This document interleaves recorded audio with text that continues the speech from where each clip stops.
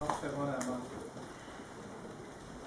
selle kooli pere õpetajad ja teised, kes on tulnud kaasa elama suurepärasele sündmusele noorte inimeste elus, on üldhariduskoolid, gümnaasiumi lõpetajad. Ma tahan rääkida kahest asjast hästi lühidalt. Esiteks elukestvast õppest ja teisest võib-olla ka sellest, mis järgneb nüüd gümnaasiumi lõpetamisele võiks jääda. Elukestva õppe mõttes olete jõudnud kusagile keskpaika. Euroopa kvalifikatsiooniraamistikus on 8 astet, gümnaasium tähendab 4 astet vähemalt ees. Ja selle elukestva õppe teevad eriti meeldejäävad momendid on need, kui antakse lilli, suudetakse kärbid, kuigi tuleb õppida pidevalt kogu aeg. Praegu käimas ka Tehnikaülikoolis lõpuaktused, bakalaureused, magistrid, sügised võivad doktorid, kes on kõige kõrgemal astmel. Ma loodan, et lisaks õppekava täitmisele, diplomi, õppekava täitmisest omandasid koolis õppides ka palju muud. Nagu ma kuulsin siin sellist diplomi kätte andnud, kes on tubli sportlane, kes on aktiivne rahvusvahelises tegevuses ja nii edasi, nii edasi. Sellist mitmekesisust hinnatakse igal pool, ka ülikoolides, kui tulete. Või lähete Eesti ülikoolidesse või välisülikoolidesse, ei ole vahet alati vastuvõtukomisjon mõjutud, mida te veel suudate või oskate teha. Ja nii palju elukestvast õppest, aga mis nüüd edasi ka? Minu arvates on gümnaasiumi lõpetamine inimese elus kõige olulisem valikukohtade eest. Praegu te täitsite lihtsalt õppekava, teid suunasid suuresti vanemad. Isegi ma olen kuulnud Ameerikas, miljonärid ja vanemad saavad lapsed koolitust õppima.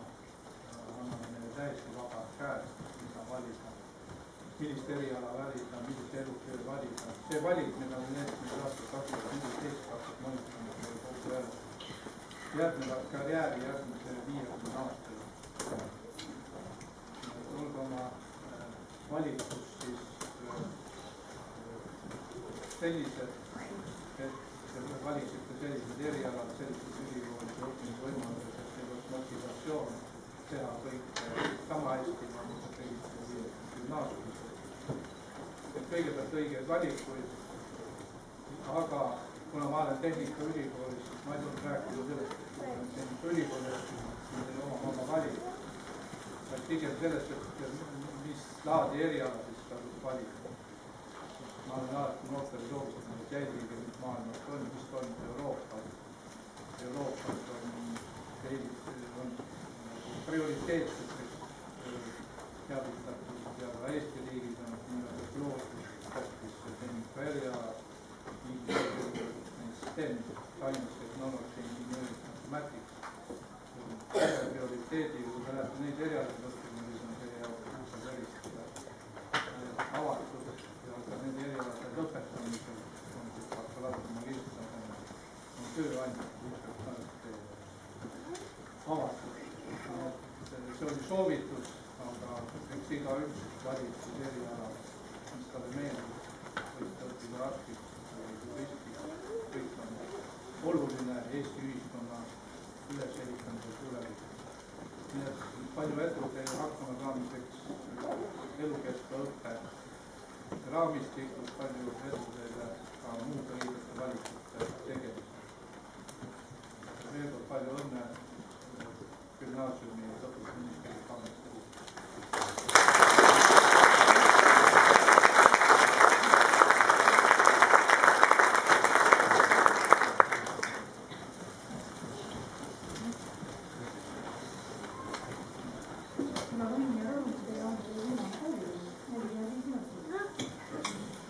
Austatud lõpetajad, lugupeetud kolleegid ja külalised, head saalisviibijad. Sel tähtsal päeval ja tunnil oleme kuulnud ja küllap kuuleme veel väga palju ilusaid, häid ning tarku sõnu, mis on mõeldud noortele inimestele eluteele kaasa. Sõnad on südame hääl. püüan siinkohal enda ja teiste õpetajate südame häält teile kuuldavaks teha. Õpetajatena me teame, et paljudega teie hulgast kohtume võib-olla alles aastate pärast. Ikka on see nii, et mõne kunagise õpilasega kokku juhtudes tuleb kõigepealt küsimus, kas te mind veel mäletate või siis tagasihoidlik konstateering, ega te mind vist enam ei mäleta. Mul on hea kolleeg, kes niisuguses olukorras kohe vastu küsib, ütle nimi ja lõpetamise aasta. Ja siis jätkub juttu kauemaks, sest seesama kolleeg on üks neist meie kooli alustaladest ja mäletab kõiki ja kõike. Neil päevil aga püüdsin ma oma kaasõpetajaid provotseerida, küsides neid, mille poolest 2014. aasta lend neile meelde jääb. Tuli erinevaid vastuseid ja küllap mõnigi sõnastus teile, lugupeetud lõpetajad, tuttav tundub. Muidugi ma kasutan siinkohal ka pidupäevale kohast tsenseerimise õigust. No sellist lendu pole enne olnud. Kui muid oskusi napib, siis sotsiaalsed oskused on neil küll olemas. Teavad, kus vajadusel abi otsida. Viisakad pole unustanud oma endisi põhikoolilaadseid õpetajaid. Söön, magan ja kõrva tagant sügan. See loosung vist käib kolterohna. Hingamisruumi ei tohti nad anda. Üks ülesanne pidi teist taga ajama, muidu läks kord käest ära. See meenutati A-klassi puhul. Sõbralik, hooliv, heast naljast lugupidav, stiiline, see käis B-klassi puhul. Tüdrukud olid säravad, rõõmsameelsed, hoolivad, hakkajad. Leiti, et selle lennu tundidesse oli hea minna, tore oli nendega olla, aga õppida nad alati ei viitsinud. Arvati ka, et vaatamata reaalkallakule oli humanitaari vaimu suurt palju, kõik need lauljad ja tantsijad ja pillimehed.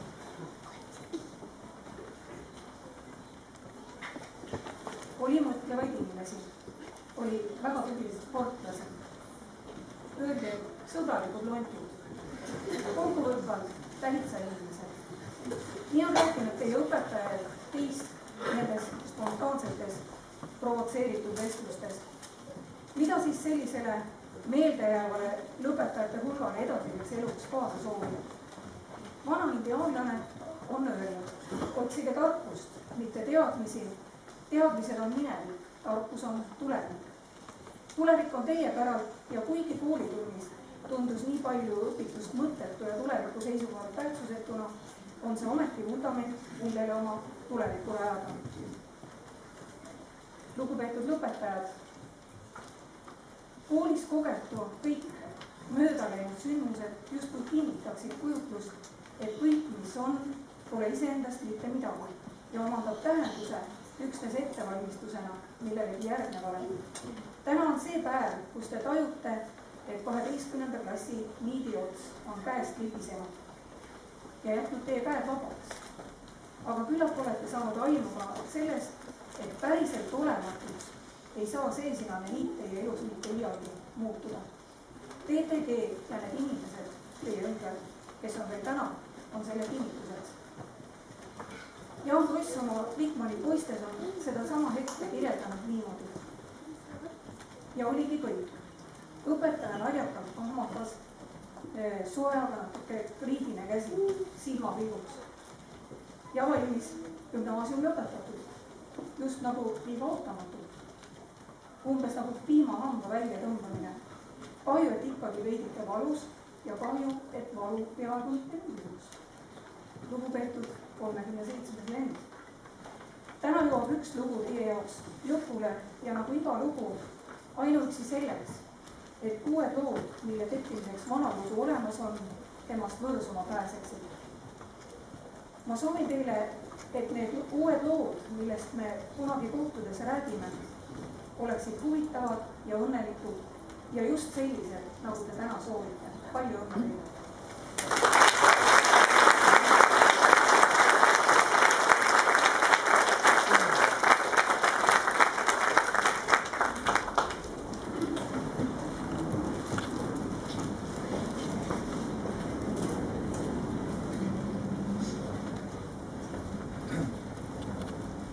Kujutlege, pangakontole kantakse iga päev 86 400 eurot.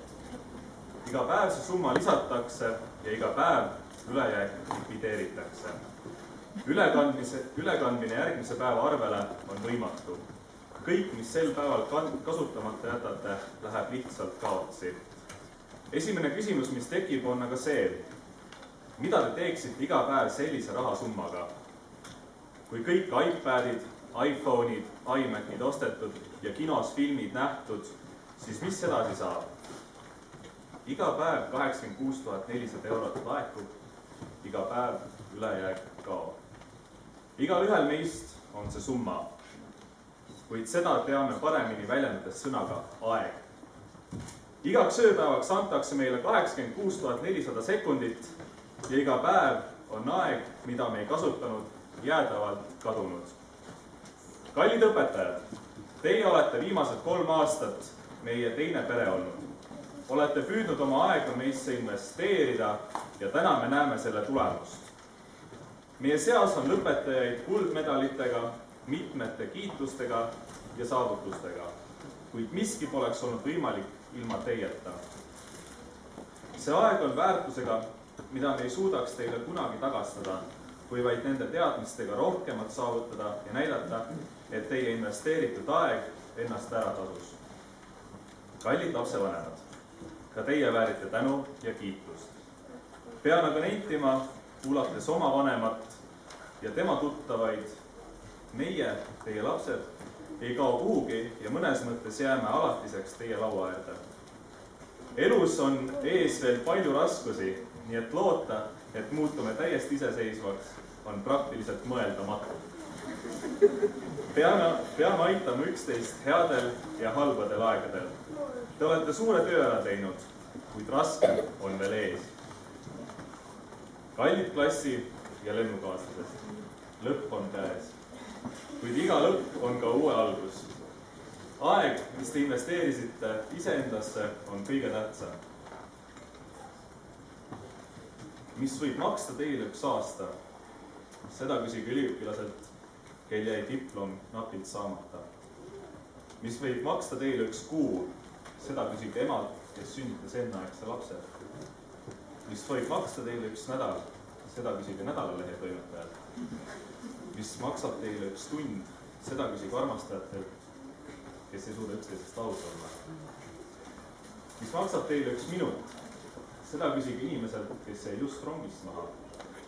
Mis aga võib maksta 1 sekund? Seda küsige inimeselt, kes pääses napilt liiklusõnnetusest. Investeerige oma aega targalt ja ärge raisake seda. Soovin teile kõrget lendu ning edukat tulevikku. Täname teid, emad, isad ja armsad õpetajad, kuid meil on aeg nüüd lennata. Aitäh!